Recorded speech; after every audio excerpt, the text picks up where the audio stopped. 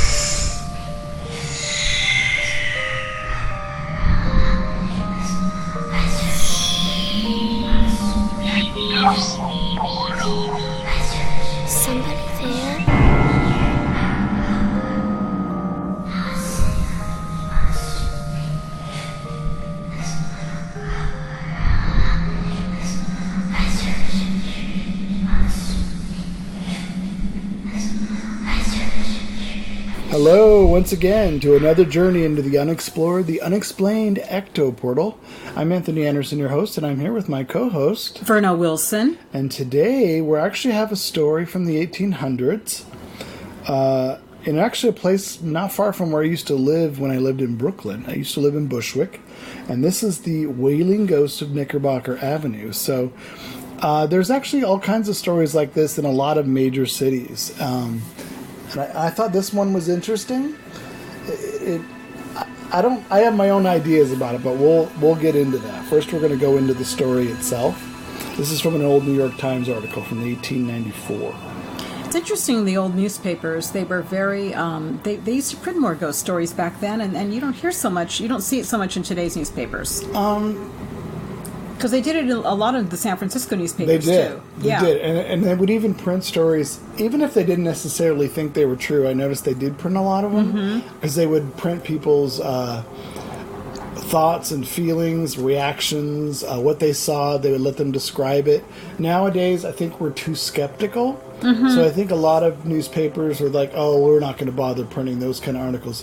When in fact, I notice England's papers tend to still do them more. They tend to still, even the more not necessarily the tabloids, but the more mainstream newspapers do. Yeah. I mean, granted, they do lean towards the Daily Mirror and the Guardian tabloids, and the tabloids, but even American papers, even the tabloids, don't even really post a lot of ghost stories anymore. That's true. People's experiences. I think because they probably either poo-poo them or they just explain them away. Unless somebody turns it in, like my cousin or my nephew found this or whatever. Yeah. And then they have a picture of it or a photo that they turned in they thought would be of interest. Exactly. Yeah. Okay. So with this particular story, I'm going to go ahead and read. This is actually the article from 1894. A cold darkness permeated Brooklyn's east side one night in 1894. Under a bright moonlight, the cobblestone streets glistened as a thick fog poured over them. A fog that made its way down the hills surrounding Brooklyn's Ward 27, an area surrounded by cemeteries that were almost as old as the dark, wet dirt that fills them. On these empty streets, 5 young women found themselves ankle-deep in coiling fog. In a hurry, they decided to cut across an empty lot near Knickerbocker Avenue. As the ladies made their way through the lot, something made them stop dead in their tracks. Something white up ahead. The wafting fog grew more and more as the women shivered together. Just then a hysterical cry ripped through the fog, sending a bolt of lightning down their chilled spines. Oh my. Before any of them could move, much less utter a word, the white blob got closer, and soon they were able to make out the ghastly image through the fog. A sunken-faced woman, covered in white garb, wading through the dark night's fog. The 5 of them ran the other direction and got to the safety of their homes in one breath. Upon hearing their terrifying ordeal, the women's brothers all gathered near the lot of the incident. They were armed to the bone and ready to confront the ghostly apparition. The young men found themselves huddled together, backs against each other, in a barren lot what is now Bushwick Avenue in Brooklyn. That's where I was. It was well past midnight as one of the men pointed his shaking revolver at the ground in front of them. Under what remained of the bright glow of the moon, they saw the apparition rise from the earth, reaching its long, bony arms for the cowering group of men. Like their sisters, the men ran off to the safety of their homes, only to tell of their horrifying ordeal to neighbors and friends as the sun rose and the dark and foggy streets clamored with the living once more. Now, the following night, as the story unfolded across Brooklyn Bridge, a large group of 200 concerned residents and spectators gathered near the lot of the incident. The pitchfork mob waited and waited through the long and cold night, but nothing came. They grew impatient as the night grew longer and more silent. They dispersed soon after and went home feeling that they'd been fooled. Now, the following night, a man named Peter Wolfel set out to dispel the claims that a ghost lurks the 27th Ward. Peter, a skeptical man, set out late at night only to return back home just past 1 a.m. Now, witnesses say that Peter had returned white as a ghost herself. He was visibly traumatized by something he encountered on an empty lot between Irving Avenue and Knickerbocker Avenue. And Peter goes on to tell how he was crossing the empty lot when he was confronted by the ghostly woman. He was paralyzed in fear, unable to flee. According to the story, the ghost performed the serpentine dance while he remained rooted to the ground. Peter then went on to say he was only able to move once the ghost gave out a blood-curdling wail before vanishing in thin air. Now, it was Peter's story that incited the mob once more. For the following night, the 20th precinct got word about the ghostly figure. And more important to them, the 300 or so marauders, the crowd, Captain Kitzer sent along a squad of his men in a patrol wagon to catch the ghost. I don't know how he was going to achieve that, but he did. By then, a reporter for the New York Times went out to the scene only to find hundreds of armed men searching for the supposed spectre. They carried revolvers, axes, swords, and someone even worse, a full armored suit as a joke. However, amidst the chaos and spectacle, no ghostly image was ever seen, and the reporter interviewed policeman, his last name was Holiday, who was in charge that night. I'll tell you something on the quiet, Holiday said. I don't believe in these here ghost stories. If there's ghosts around, why haven't I seen them? The reporter nodded in agreement. I'll tell you what I think it is, Holiday continued. I think it's the whiskey. The worst whiskey that's sold on the island is sold right here on the 20th. I've known men after drinking it to go home and rob their own houses. And it'll make a man see almost anything, ghosts, snakes, or anything else. I'm disgusted with this ghost business. It makes me sick. At the same time, if a ghost comes, I'll run it in. The ghostly woman failed to appear that night, and a large crowd had finally begun to fizzle down. The reported would later write a short article about the incident, mainly chalking it up to the excitement and craze caused by bad whiskey. However, a few terror-stricken people who encountered the wailing ghost would never forget that frightful foggy night in the streets of Brooklyn. That's interesting, though. Well, as you are famous for saying, Anthony, they don't perform for you. So No. So a few people happen to have seen her, but I'm not surprised that these people waited all night and nothing happened. Exactly. Now, what's interesting, though, is, again, they say it's bad whiskey. So what you're then saying is 200 people all drank the same bad whiskey. Yeah, exactly. Do we really believe those 200 people all drank and they all drank the same bad whiskey? And how do you explain those schoolgirls who saw that? Did they drink bad whiskey too? Exactly. So, you know what, this almost sounds like our old friend, mass hysteria. Mass hysteria. And I think the policeman said that out of frustration because he probably figured there were more crimes to take care of than waiting around for a ghost. Yeah, I mean, that's ridiculous. Why would you call the police to stand there and wait all night to shoot at something you're not going to be able to kill in the first place? Well, maybe they call the police just to control the crowds and make sure no funny business got up. Possible. And I was wondering about the specter, the apparition itself. She appeared in the fog as a bright blob, and then it formed into her face and it formed in her bony fingers, and it sounded like it was taunting them. Mm-hmm. Now, we assume that this is a ghost of a dead person. What if it's not a ghost of a dead person? Well, I was kind of wondering because Do you know what I mean? I know I can understand what you mean, but there was one sentence where they said she rose from the ground. So Yeah. I'm wondering, you know how New York is very old. If there was an old burial ground there, Well, they were surrounded by graveyards. and she was traumatized, the spirit was traumatized. It's just a thought. And this is in Brooklyn, too. So, I mean, in Manhattan, there were graveyards. They did move some, but most of them were always buried in Brooklyn Well, there you go. because there's more room in Brooklyn. Well, then maybe I have something there then. Maybe. Again, you're assuming ghosts come out of the ground from their It's just a caskets thought. and coffins. I know, but that would be the popular Yeah. theory, is that a ghost is rising from the grave to torment people. It could actually be an apparition who's very in control, knows that it scares the hell out of people, found a way to do this, and every time she does it at the same place because she gets the same reaction. People scream and holler and they run away scared, and she probably has a grand old time laughing her ass off. It could, that could be very well be a theory. Or if it is somebody who has a sunken face and she's in white and she's she's running up to people and yelling and running up to people. Maybe it's somebody who's traumatized and she needs help and she doesn't know how to get it. Maybe.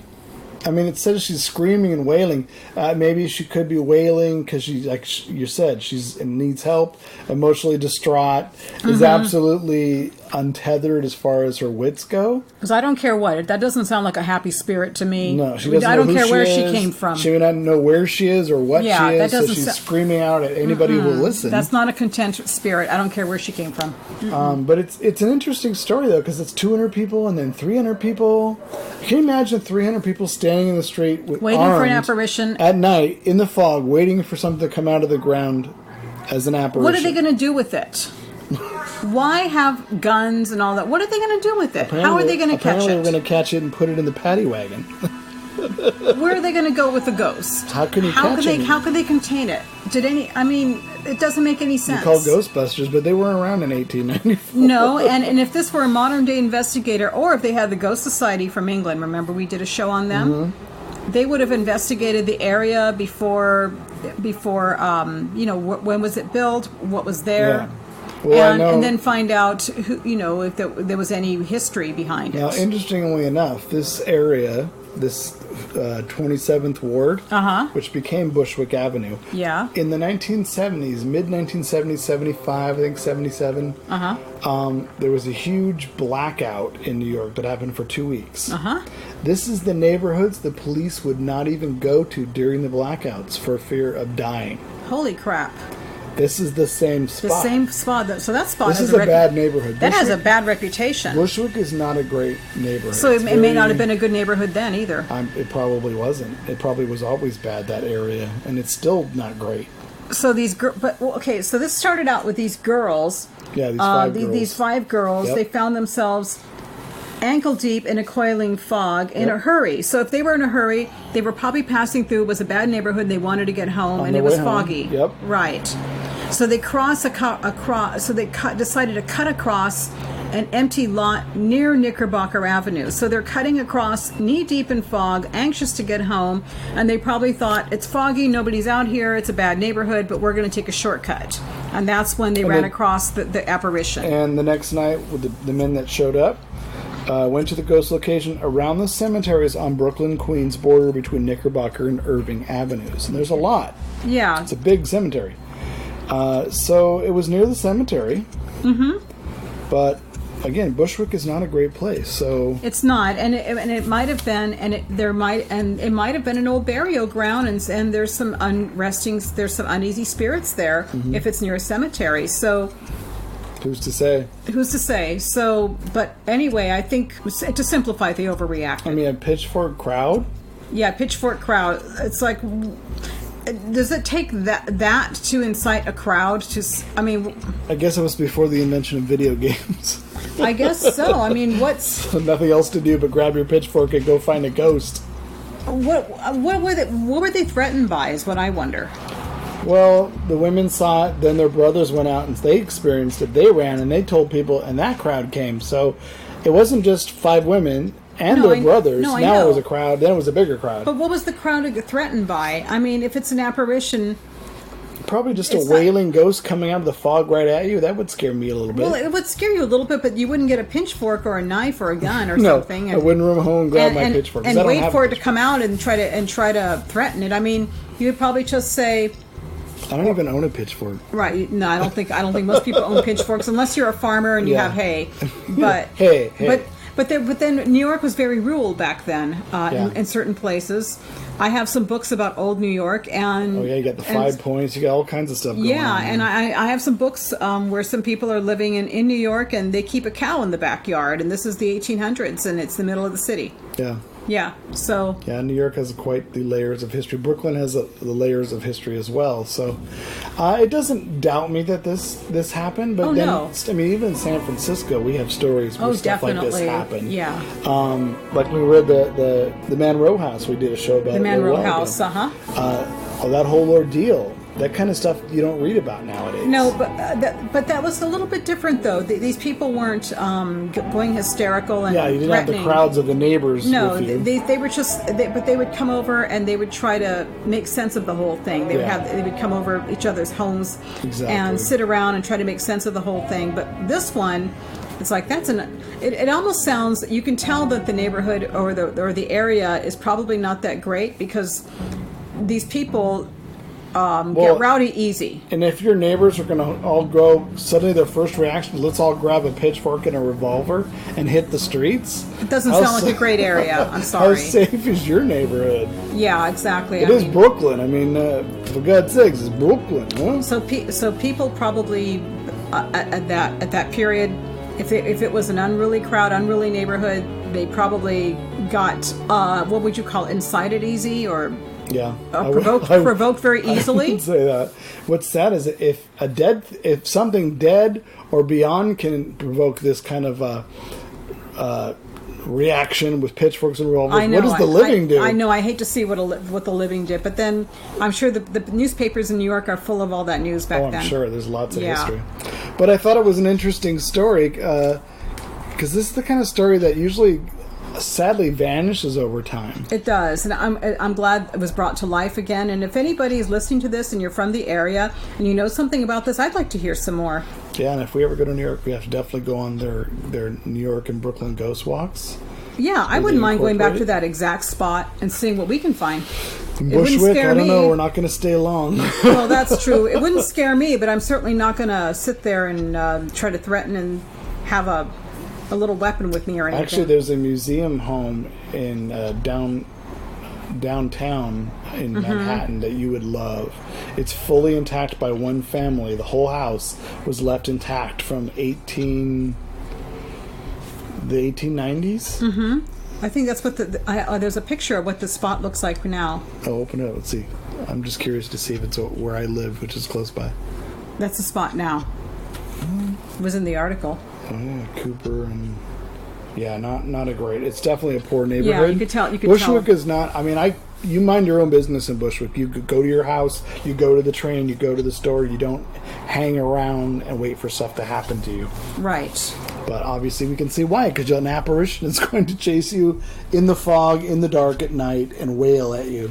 I can almost bet this apparition might have shown up again, but nobody made a big deal anymore in modern times. Possible. Yeah. You'd have to do some digging, but maybe. Right. All right, folks. That's this particular episode. I hope you enjoyed Ecto it. Portal. I like when we have ghost stories occasionally. Good old-fashioned ghost stories. Yeah, especially from neighborhoods and from different periods, Cities yeah. and stuff. All right. Until next time, we'll see you then. See you next week. Bye. Bye.